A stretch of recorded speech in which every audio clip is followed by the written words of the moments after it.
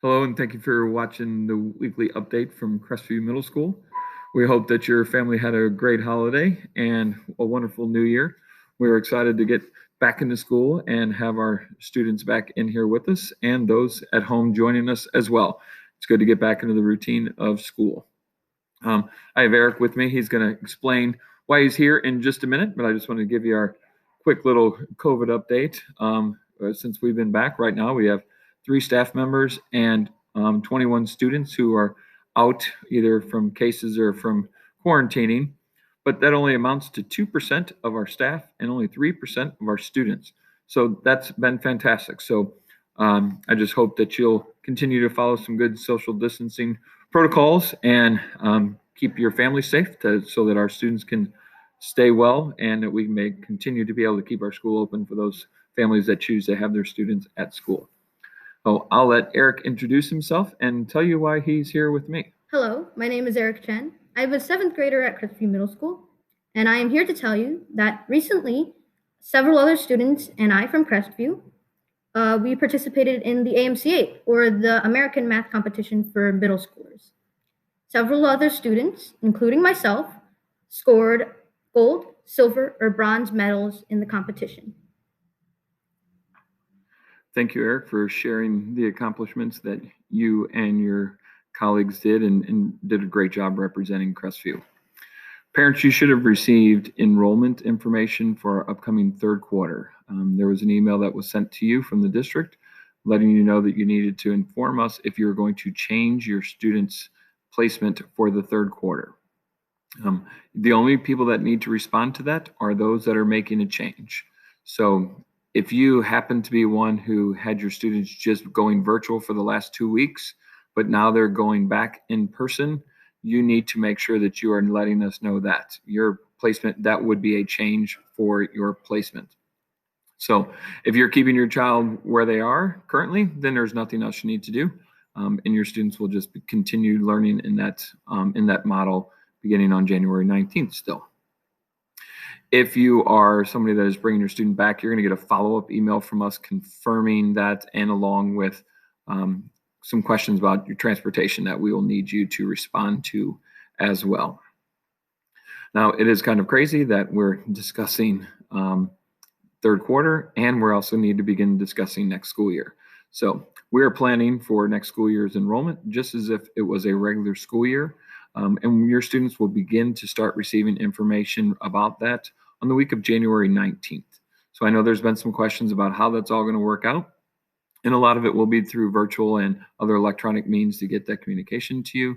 But we will plan to begin all of that on January 19th. And that is for our current students, our students who are transitioning to the high school, and our future students who are going to be joining us from 5th grade.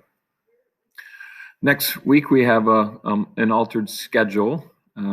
Thursday, we have a half day, so the students are going to be dismissed at 11:32. So if you pick your child up from school, please make sure you're making the necessary arrangements to have your students picked up as soon as possible. Also, traditionally, there's been a lot of students who walk to our area restaurants on our half days. We haven't had any half days this year until now. I'm going to ask that you do your best not to have your child participate in that this year. I know it's kind of been a little bit of a rite of passage, but we know that we can monitor how kids eat lunch and how they social distance while they're here with us. And we know we can't do that if there are hundreds of students in our area restaurants. So I'm just asking that if you want your child to go out to eat on next Thursday, have them go home as usual, and then you take them where you can supervise them and make sure that they're following some good social distancing protocols. We've been doing really well since we've been back from the winter break, and we don't want to have a large spike from a bunch of students who decided on a half day to go hang out and eat too close to one another and things like that. So please just make some good choices with that.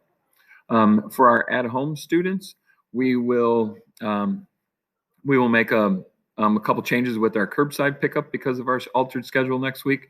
So there will be some times available for you to pick up some items if you may need them on Thursday afternoon, as well as Friday, because we will not have school on Friday. If you ordered school pictures, you should have received them delivered to your home or received your digital copy sent to you this week. If you were not present to get your school pictures taken, we're doing a makeup on January the 11th. That is the time for our at-school students and our at-home students. Our at-school students will get those taken during their lunchtime, and our students at home, there's a Sign Up Genius link in the email for you to choose a time to come up on Monday afternoon to get that photo taken. If for whatever reason you're unable to join us, there is information in the email as well about how you can submit a picture so that your child can be included in this year's yearbook. Our eighth graders, if your student has not completed the information regarding our upcoming career fair, could you please make sure that you talk to them about that and that they log into their grade level Canvas page in order to make sure they have submitted the correct information so they can fully participate in the career fair. And from our parent organization, we're asking that you continue to look for some box tops. And currently, most of those things are really just all done digitally. And you can download an app on your phone. It's super easy to do. You choose Crestview as the school who would receive their donations from box tops.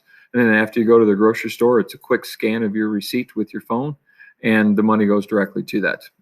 It's super easy. I do it almost every single week, and there's 10, 20, 30 cents that goes to Crestview. Super easy, and all of those add up if we all do that. So if you have some time, please take a moment, download the app, and scan your receipts after you do your grocery shopping. Our parent organization would greatly appreciate it. Just want to wrap things up. It's been a little interesting in our country the last couple days. We've done our best to allow some conversation to take place, but also maintain some sense of normalcy. A lot of times when there's a crisis in the world, one of the places that students find it safe and comforting is at school, where they can continue to be in a routine and be able to turn their eyes and attention away from things that may be causing a little bit of crisis for their family as they watch things unfold on TV.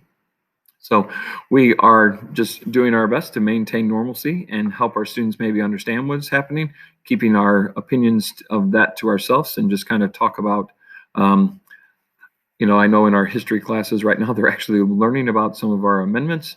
So some of those conversations are still taking place, but I just want you to know our goal currently is to make sure that we're just maintaining some normalcy for our students.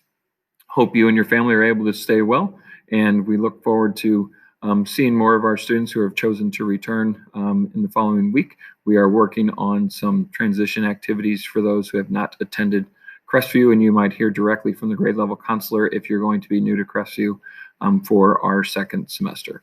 Again, if you have any questions, feel free to reach out to me at jansongary@rsdmo.org. Thank you.